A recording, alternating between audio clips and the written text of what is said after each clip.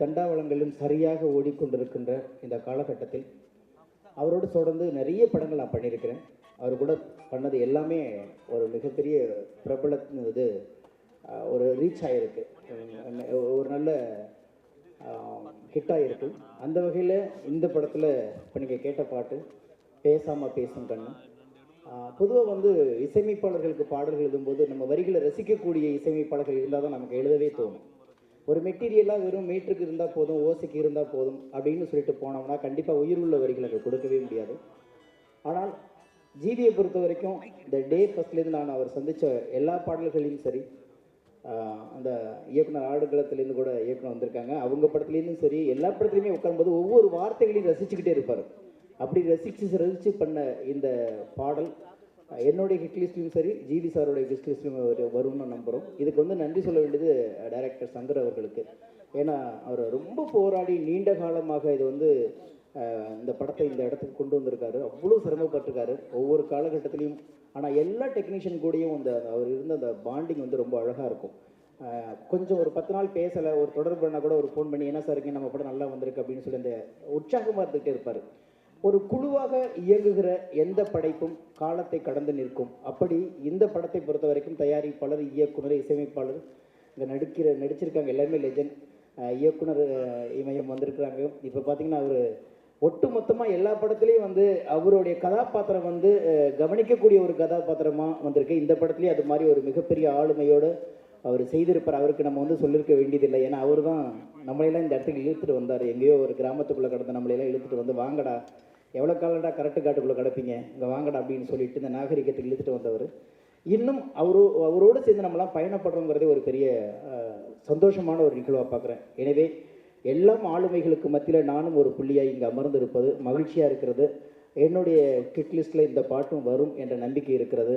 தொடர்ந்து நடிகராகவும் இசையமைப்பாளராகவும் ஜிவி அவர்கள் வெற்றி பெற வேண்டும், வெற்றி பெறுவார் என்ற நம்பிக்கையோடு அவரோடு இணைந்து பயணப்படுவதில் மகிழ்ச்சி அடைகிறேன். நன்றி, வாழ்த்துக்கள். தேங்க்யூ ஸோ மச் ஸ்டேங்கன் சார், ரொம்ப ரொம்ப நன்றி. நீங்கள் பேசும்போதே இது பாடல் இருக்கிற மாதிரி அவ்வளோ க்யூட்டாக இருக்கும், செமையாக இருக்கும்.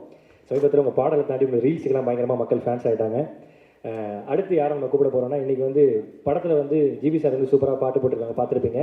இந்த படத்துக்கு அழகான பேக்ரவுண்ட் ஸ்கோர் கொடுத்த நம்மளுடைய ரேவா அவர்களை படத்தை பற்றி பேசுமாறு மேடை கிடைக்கிறோம்.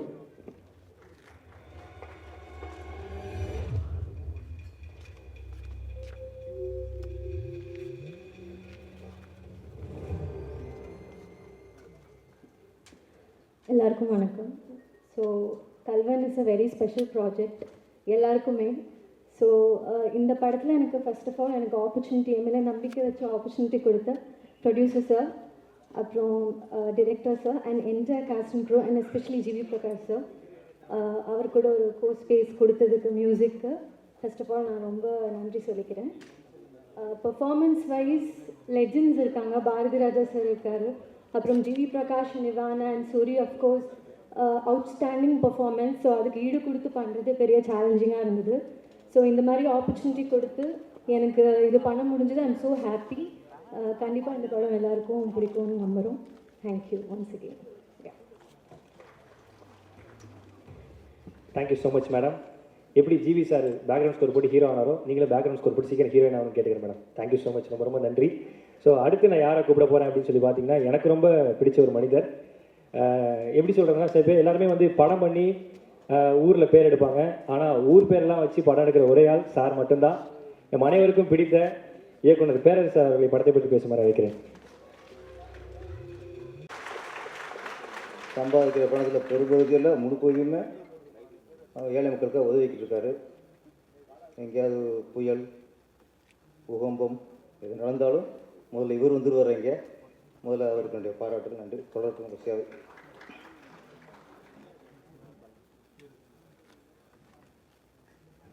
கல்வன் இசை வெளியீட்டு விழா. இந்த விழாக்கு வந்திருக்கும் அனைவருக்கும் என்னுடைய பாராட்டுக்கள். குறிப்பாக இயக்குனர் இமயம் சாரை பற்றி சொல்லணும்னா, பாரதி ராஜா சார் வந்து நடிகருக்காக சினிமாவுக்கு வந்தவர். அதுக்கப்புறம் இயக்குனராகி இன்றைக்கி இயக்குனர் இமயமாக இருக்கார். என்னை பொறுத்த அன்னைக்கு ஒரு நடிக்காமல் போனது ரொம்ப நல்ல விஷயம். அவர் டைரக்டராக நடிச்சிருந்தாருன்னா என்னை போல் உதயகுமார் சார் போல் ஆளுகள்லாம்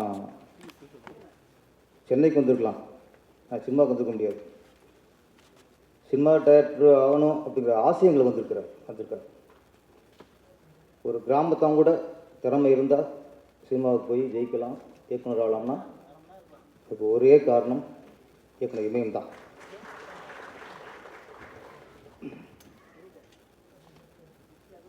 நிறைய வாரிசுகள் இயக்குனரோட பையன் இயக்குனர் ஆகலாம், ஒரு ப்ரொடியூசரோட பையன் இயக்குனர் ஆகலாம், இந்த மாதிரி நிறைய இயக்குனர்கள் வாரிசாக வரலாம். ஆனால் தமிழ்நாட்டில் உள்ள எல்லா இயக்குனருமே யாரோட வாரிசுனா இயக்குனர் இமயம் வாரிசு தான். அங்கே எல்லாருமே அவரோட வாரிசு தான். சில நேரத்தில் வாரிசுகள் ஒத்து தான் போகணும். இந்த மாதிரி நான் உதயகுமார் சார், செல்வமணி சார், சேரனாக இருக்கட்டும், சமுத்திரனாக இருக்கட்டும், சினேகனாக இருக்கட்டும், எல்லாருமே அவரோட வாரிசுகள் தான். அதை நாங்கள் பெருமையாக சொல்லிக்கிறோம். ஆரம்பத்தில் நடிக்க ரூட்டு மாறிட்டார். இப்போ இயக்குனர் எம்ஏ உயர்ந்ததுக்கப்புறம் இப்போ திரும்ப அவர் ஆசைக்கு நடிக்கிறார். எந்த லட்சத்துக்கு சினிமாவுக்கு வந்தாரோ, எந்த ஆசையில் சினிமாவுக்கு வந்தாரோ அந்த ஆசை இப்போ நிறைவேறிக்கிட்டு இருக்கு. இப்போ அவர் நடிகரை பார்க்கும்போது எங்களுக்கு ரொம்ப சந்தோஷமாக இருக்குது. ஒரு ஃபிலிம் வரும்போதெல்லாம் அவரை ரசித்து பார்க்குறோம். ஏன்னா எங்களெல்லாம் உருவாக்குனவர் இல்லை, இன்றைக்கி அவர் நடிகர் இருக்கும்போது ரொம்ப ரசித்து பார்க்கணும். நிறைய படம் நடிக்கணும். நீங்கள் இயக்குனர் எம்ஏஎம் திருப்பி நடிகர் எம்ஏஎம்மாவும் உயரணும். அதுக்கு என்னுடைய வாழ்த்துக்கள். படத்தோட கதாநாயகி இவானா, லிங்கசாமி சார், இவானா தானே? உங்களோட தெரிய கேட்டால் பேர்லாம். ஆமாம், இவானா லவ் டுடே ரொம்ப ரசித்து பார்த்த முகம், ரொம்ப ஒரு அழகான ஒரு கதாநாயகி. பொதுவாகவே கதாநாயகிகள் ஒரு பாடதவனி, ஒரு சேலை, தலைநறிய மல்லிகைப்பூ, இந்த மாதிரி பார்த்தா தான் அழகாக தெரிவாங்க. ஒரு நைட்டில் அழகாக தெரிஞ்ச ஒரே கதாநாயகி இவனா தான் நினைக்கிறேன். ஒரு நைட்டில் பார்க்கும்போது அவ்வளோ அழகாக இருக்காங்க. அப்போ அதுதான் யதார்த்தம் அளவுன்னு நினைக்கிறேன். ஒரு நம்மளுக்கு தமிழ் திரையுலகுக்கு சமீபத்தில் கிடச்சிருக்க ஒரு அழகான கதாநாயகி இவானா. இந்த படமும் லவ் டுடேக்கு மேலே வெற்றி அடைஞ்சு உங்களுக்கு பெரிய புகழை கொடுக்கணும். கதாநாயகன் பிரகாஷ்ராஜ், ஜிவி பிரகாஷ், உங்களுக்கு அந்த சிவகாசிங்கமே இருக்குது. அந்த இது குறையில உங்களுக்கு அந்த டென்ஷன் அதுதான் பற்றிலாம். அதை ஃபஸ்ட்டு அவர் சொல்லியிருக்கணும். கதாநாயகி சொன்னதுக்கு அப்படியே மைண்டு வேறு மாறிப்போச்சு. ஜிவி பிரகாஷ் சார் அவரும் மினிஸ்டேட்டராக வெற்றி அடைஞ்சு இப்போ கூட்டம் மாற்றி வெற்றிகரமான கதாநாயகனாக போய் உருவாக்கிட்டு இருக்காரு. அவர்கிட்ட எனக்கு பிடிச்ச ப்ளஸ் என்ன, ஒரு வெற்றி படங்களை கொடுத்தா கூட பெரிய இயக்குனர், பெரிய ப்ரொடியூசர் இந்த மாதிரி பார்த்து கால்சி கொடுக்காம சின்ன ப்ரொடியூசர், நல்ல கதை இருந்தால் புதுமுக இயக்குனருக்கும் வாய்ப்பு கொடுத்துருக்க ஒரே நடிகர் ஜிவி பிரகாஷ் அவர் தான். அவரால் எங்கள் இயக்குனர் குரூப்பில், இயக்குனர் ஒரு சங்கத்தில் நிறைய இயக்குனர், புது உதவி இயக்குனர்லாம் நிறைய பேர் டேரக்டராக இருக்காங்க. நிறைய உதவி இயக்குனர் டேரக்டர் ஆக்கின பெருமை ஜிவி பிரகாஷ் உண்டு. அவருடைய வாழ்த்துக்கள். இந்த படம் கல்வன், இதில் யானை தான் முதன்மையாக இருக்குது. யானை வச்சு கதை, யானையில் ராசியான ராசி, அது திரையுலகுக்கு யானை என்பது மிகவும் ராசி. புரட்சித்தலைவர் எம்ஜிஆர் நடித்த நல்ல நேரம் யானையை மையமாக வச்ச படம் மிகப்பெரிய வெற்றி அடித்தது. அப்புறம் சூப்பர் ஸ்டார் ரஜினிகாந்த் பைரவியில் அறிமுகமான கூட அவரை ஒரு ஹீரோவாக தூக்கி நிறுத்தின படம் முதல்ல அன்னை ஒரு ஆலயம். அதுவும் யானை தான் ஒரு மையமான பேர் இருந்துச்சு. அப்புறம் கமலாசன் நடித்த ராமலட்சுமணன், அது மிகப்பெரிய வெற்றி அடைஞ்சிச்சு. இப்போ சமீபத்தில் நம்ம லிங்கசாமி சாரோட தயாரிப்பில் சிவாஜி கணேசோட பேரன் நடித்த கும்கி மிகப்பெரிய வெற்றி அடைஞ்சு. அதில் யானையில் ராசி யானை தான், யானைகளே பிள்ளையார் தான். ஆமாம், ராசி. இந்த படமும் அதே மாதிரி ஒரு நல்ல நேரம் மாதிரி, அன்னையூர் ஆலயம் மாதிரி, ஒரு கும்கி மாதிரி இந்த கல்வனும் மிகப்பெரிய வெற்றி அடையணும். இதன் மூலயமா இயக்குனர் சங்கர் சார் பெரிய இயக்குனரை உருவாகணும், கதாநாயகன் பெரிய கதாநாயகனை உருவாகணும், கதாநாயகி மிக இன்னும் உச்சத்துக்கு போகணும். எங்கள் ஆசான் இயக்குனர் எம்எம் இந்த படத்துக்கு மேலே அவர் உச்ச தொட்டுட்டார். நடிகராக இன்னமும் பெரிய அளவில் வெற்றி அடையணும் என்று கூறி விடைபெறுகிறேன். நன்றி, வணக்கம். ரொம்ப ரொம்ப நன்றி சார் உங்கள் வார்த்தைகளுக்கு. உண்மையிலே சிறப்பு சார். ட்ரெய்லரில் வந்து யானை ஹீரோவை சொயிட்டி போட்டது அதெல்லாம் விட்டுட்டு ஹீரோவை நைட்டி போட்டதை பற்றி பேசுனீங்க பாருங்க சார். இதுதான் சார் உங்கள்கிட்ட பிடிச்சது.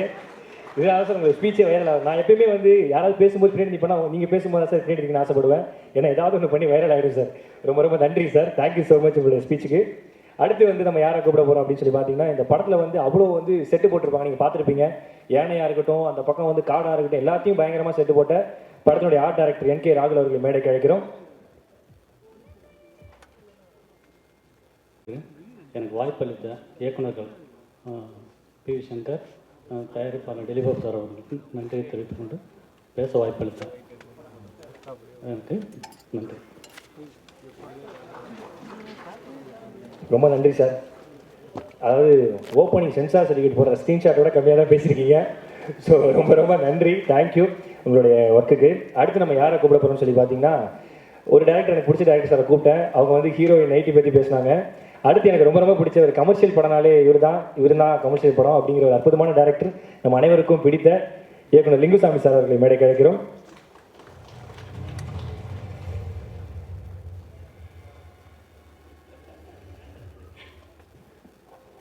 எல்லாருக்கும் வணக்கம். இதே மாதிரி ஏதோ ஒரு ஆடியோ ஃபங்க்ஷனில் நான் வந்து ஜிவி பிரகாஷ் பார்த்துட்டு ஹீரோ மாதிரி இருக்காருன்னு சொன்ன மாதிரி ஞாபகம். நான் ரூட்டு மாற்றி விட்டுட்டேன்னு நினைக்கிறேன். அப்போ நிஜமாக சொல்லணும்னா, இந்த சாங் பார்க்கும்போது அவர் வந்து வெற்றிமாறன் படத்தை வந்து ரிவ்யூ கடிங் பண்ணும்போது ஹீரோ எப்படி பெர்ஃபார்ம் பண்ணுறாருன்னு கரெக்டாக பார்த்து வச்சுருக்காருன்னு நினைக்கிறேன். நிஜமாகவே ரொம்ப அழகாக பண்ண ஆரம்பிச்சிட்டிங்க. வர வர ரொம்ப நல்லா இருக்கு. நான் சமீபத்தில் உங்களுடைய எந்த படமும் நிறைய பார்க்கல, ஆனால் இதில் வந்து ஒரு பொல்லாதவன் டயத்தில் தனுஷ் பண்ண அளவுக்கு ஒரு பெர்ஃபார்மன்ஸ் வந்துருச்சு. நிஜமாக சொல்கிறேன், வாழ்த்துக்கள். ஹீரோயின் பேர் எனக்கு சார் எந்த பேர் சொன்னீங்க சார்?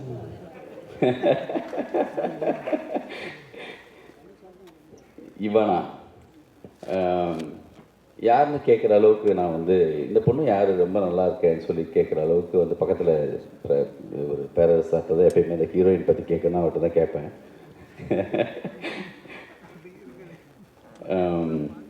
ரொம்ப நல்லா இருந்தாங்க ரெண்டு பேருடைய அந்த பேர் ரொம்ப நல்லா இருக்கு. வாழ்த்துக்கள்.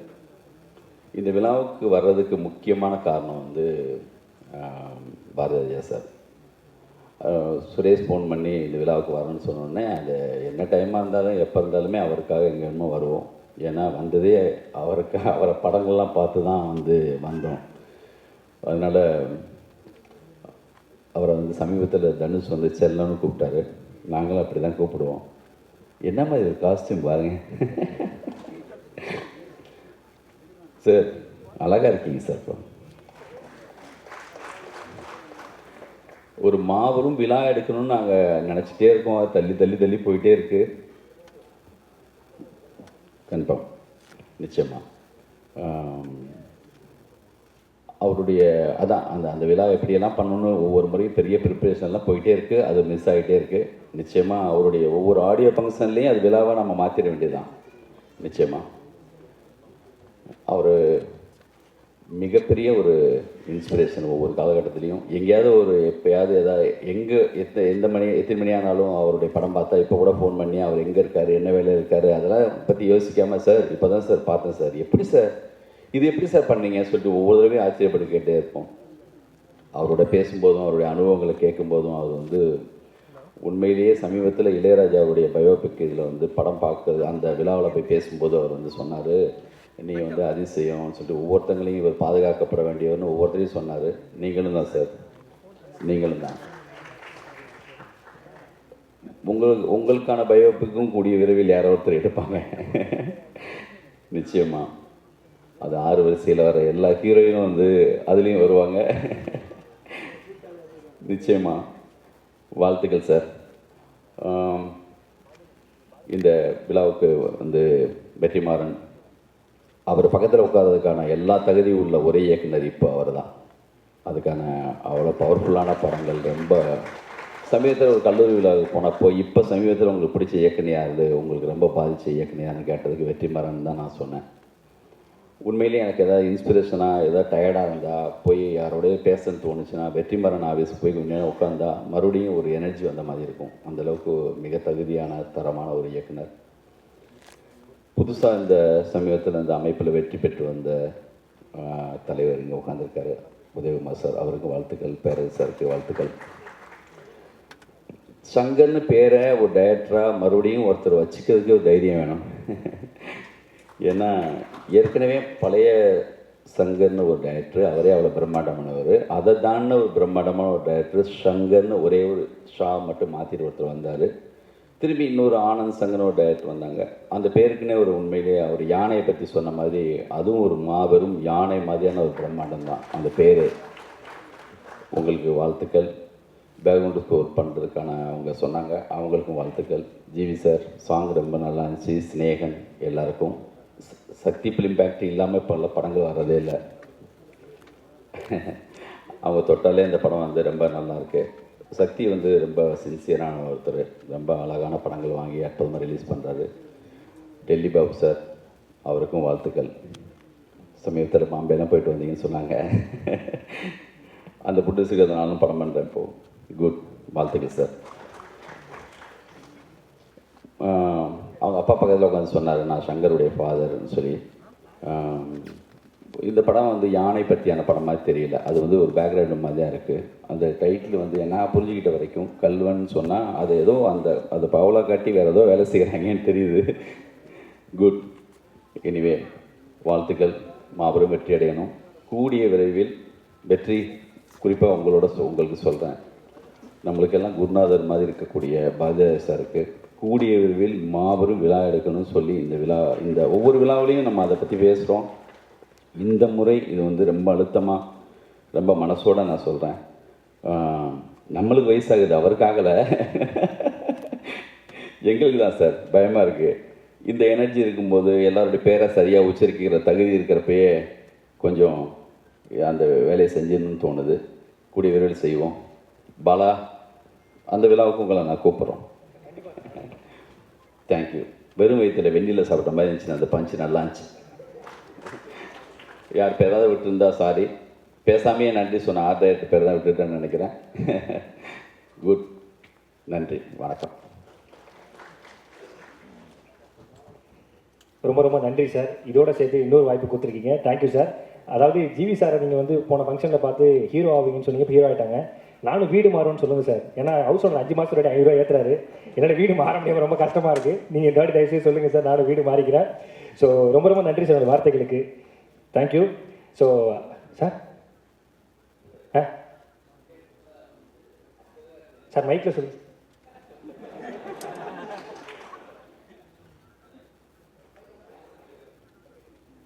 நல்ல விஷயம் போகும்போது ஆடியோ கூட ஆர்வப்படாது சார்.